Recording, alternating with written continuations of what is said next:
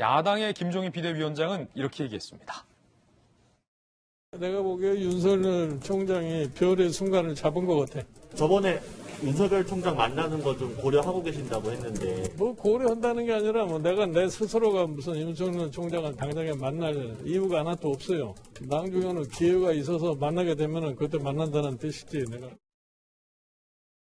자, 야당에서는 김종인 비대위원장이 별의 순간을 잡았다라고 표현을 했습니다. 잠시 후 이제 여당의 반응도 저희가 보도해 드릴 텐데 김병민, 박수현 이 두 분께 반대로 서로 상대당의 이야기를 좀 질문 드리겠습니다. 김종인 위원장께서 박수현 대변인님, 별의 순간을 윤 총장이 잡았다 이렇게 표현했어요. 이 잡았다 표현에 대해서, 의미 부여에 대해서 동의하십니까? 동의합니다. 김종인 비대위원장님이 마스크 속에 얼굴이 굉장히 웃고 계셨던 걸 느끼겠는데. 아, 그렇습니까? 본인이 예언했던 별의 순간이라는 그 말이 실현되는 순간이 왔기 때문에 내 말이 맞았지라고 하는 이런 이제 자기만족의 그런 웃음이셨던 것 같은데, 뭐 저는 이렇게 봅니다. 윤석열 총장의 이 지지율 상승, 이거는 보수 야권의 그 후보의 목마름에 비해서 보면 당연한 것이고, 어떻게 보면 좀 낮을 수도 있는 것이죠. 당분간 좀 올라갈 수도 있습니다. 그러나 결과적으로 이재명 아까 기자가 잘 분석을 했어요. 발광체냐 반사체냐 이런 문제이고, 지금 당장 윤석열 총장이 제가 늘 며칠 전부터 강조하는데 꿀단지인 것처럼 보일 겁니다. 보수 야권은. 그런데 이제 뚜껑을 열어볼 때가 있을 거예요. 곧 재보선이 끝나면. 뚜껑을 열어봤는데 이게 빈 단지면 이게 큰일 나는 거예요. 그렇게 되면 이게 별의 순간이 아니라, 꿀단지에는 이게 벌도 같이 오거든요. 그러면 반짝반짝 별의 순간이 아니라 벌의 쏘에서 번쩍번쩍 벌의 순간이 될지도 모릅니다. 근데 그런 걸 우리가 많이 봤어요, 역사적으로.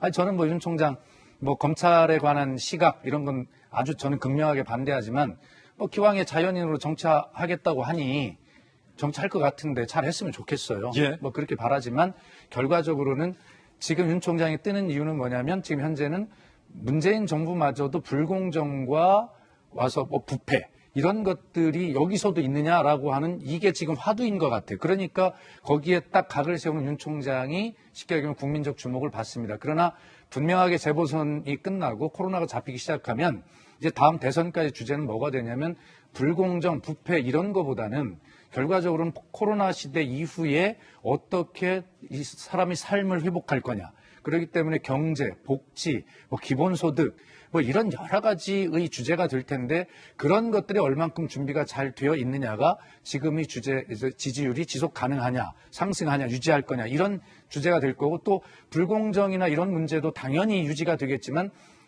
그 불공정이라고 하는 것은 지금 제가 말씀드린 그런 주제 안에서 기본소득, 뭐 재난지원금, 뭐 이런 문제들을 하는데, 거기에서 누구는 더 주고 어떻게 할 거냐, 이런 공정의 문제가 따져질 것이거든요. 그렇기 때문에 윤석열 총장의 강점인 저는 검찰 출신으로서의 이런 어떤 이미지는 그때는 대립각을 세우기가 굉장히 낮아지는 그런 요소일 거다. 그런 준비를 나는 윤 총장이 잘 해야 된다고 생각합니다. 예.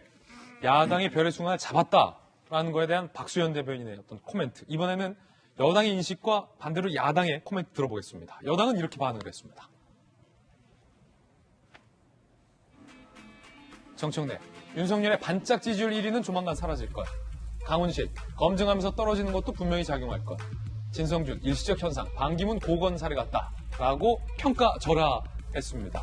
김병민 비대위원, 반대로 물어볼게요. 자, 지금 여권 인사들의 이 평가절하에 대해서는 어떻게 보십니까? 동의하십니까? 전혀 동의하기가 좀 어려운 측면이 있죠. 기대하는 내용들을 아마도 여권 인사들은 계속 얘기를 하고 있는 것 같은데, 여권 인사들이 주장했던 많은 내용들이 실질적인 사실과 다른 방식으로 흘러가는 내용들이 굉장히 많습니다. 제가 아까 나왔던 얘기 하나만 조금 더 끄집어서 말씀을 드릴게요. 지난날 안철수 대표가 서울시장 출마한다면서 여론조사 지지율이 굉장히 높고 우리 당 후보 지지율이 낮았을 때가 지난 몇 개월 동안 있었습니다. 그때 김종인 위원장이 거듭 힘줘서 얘기했던 게, 우리 당 후보로 반드시 이길 수 있다고 얘기했을 때 사람들이 다 고개를 갸웃갸웃했어요. 과연 가능한 일이겠어 이렇게 얘기하지만, 앞서 나왔던 동아일보 분석기사에서 2002년도에 대통령 선거에서의 여론조사를 보면 불과 1.6%의 여론조사에 그쳤던 노무현 당시 후보가 대통령이 되는 기적적인 이변을 연출해냅니다. 근데 그 중간에는 어떤 일들이 있었냐면 노무현 대통령이 당의 후보가 되고 난 다음에 또 지지율이 안 올라가니까 당 내부에서 노 전 대통령의 발목을 막 잡기 시작해요. 그래서 바깥에 있는 정몽준 후보를 향해서 막 다가갑니다. 그러니까 단일화를 통해서 오히려 자당의 노무현 후보를 띄우는 게 아니라 정몽준 후보를 띄우니까 야 이거 노무현 후보가 되는 게 아니라 정몽준이 되겠구나 하는 때가 있었습니다. 노 전 대통령이 전격적인 결단을 내리고 단일화에 나서고 당이 총결집하니까 후보는 결국 노무현 전 대통령이 됐거든요.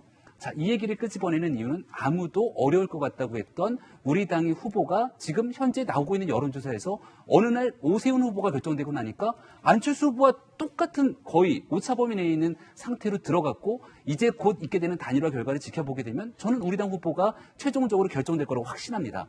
이런 상태에서 보궐선거를 국민의힘이 다 이겨내게 된다면 지금까지 너네 당은 대선 후보도 제대로 없었지 이런 비판들이 많았는데 4월 7일 이후에 대통령 선거판은 완전히 달라진다는 것이죠. 그게 2002년도에 1.6%에 불과했던 노무현 후보가 대통령이 되기까지 기적적인 연출이 일어나게 된 거죠.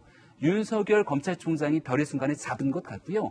일각에서는 국민의힘이 아닌 제3지대의 새로운 판을 짜겠다고 하지만 지금 국민의힘의 지지율이 변화와 혁신을 거듭하면서 민주당의 지지율을 앞서가고 있는 형국입니다. 4월 7일 이후에 서로가 부족한 점을 메워가게 된다면 아마 윤석열 총장이 잡은 별의 순간을 야권의 별의 순간도 함께 잡을 거라 생각하고 그 이후에 펼쳐지게 되는 대선 판도는 지금 조금 전 여권에 있는 많은 주자들이 언급한 것과는 상당히 다른 형태로 진행될 거라고 저는 확신합니다. 자, 이제 질문 한 개 간단히 있어요. 예, 박수 대변인. 좀 아까 우리 민주당의 그 진성준 의원, 강훈식 의원, 또 누구죠? 한 명이 이제 정청래 의원 했는데 그 세 분의 의원의 윤석열 총장에 대한 평가보다는 제가 좀 품격이 있고 후덕하지요. 예, 그럼요. 여권에 이런 평가도 있다는 걸 함께 감사합니다. 알아주시기 바랍니다. 우리 박수현 전 대변인 어떤 그 고급진 또 논평 감사드리면서 오늘 제가 먼저 얘기를 꺼냈어야 되는데 또 먼저 해주시니까 참 또 제가 불찰이 있었네요. 서울 지역의 주민들은 과연 어떻게 보고 있을까요? 서울 지역의 한정한 여론조사 결과도 나왔습니다. 자, 서울 지역 차기 대선 후보 가상 대결 상당히 흥미로운데 이 서울 지역이 한정됐다는 것. 이낙연 대표가 37.1, 윤석열 전 검찰총장이 38.1, 오차범위 안. 이재명 지사가 40.5, 윤석열 전 총장이 30.4, 역시 오차범위 안. 서울 지역에서는 이낙연, 윤석열, 이재명, 윤석열 모두 다 박빙 양상이다라는 걸 볼 수 있다. 자, 이재명 기자, 굳이 왜 서울 지역만 이렇게 뉴스원이 실시한 걸까요?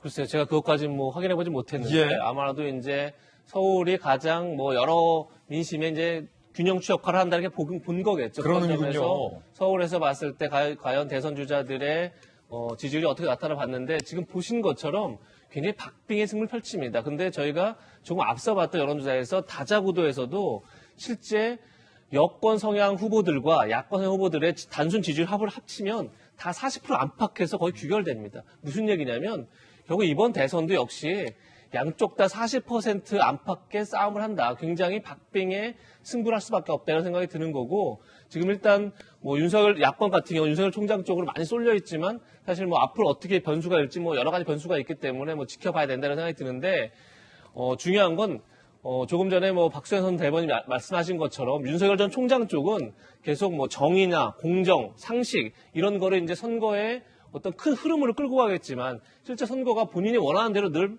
판이 짜이는 건 아니죠. 오히려 얘기한 것처럼 경제, 민생, 복지 이런 게 중요한데 과연 윤석열 전 총장이 그런 데 대한 대비나 준비가 돼 있을까요? 사실 많은 사람들이 의문을 갖고 있죠. 그런 점에서 저는 야권이 윤석열 총장 개인도 준비를 해야겠지만 어떤 팀을 만드느냐, 과연 복지와 관해서 어떤 메시지를 줄 수 있는 팀을 만드느냐, 경제도 마찬가지고 그렇고요.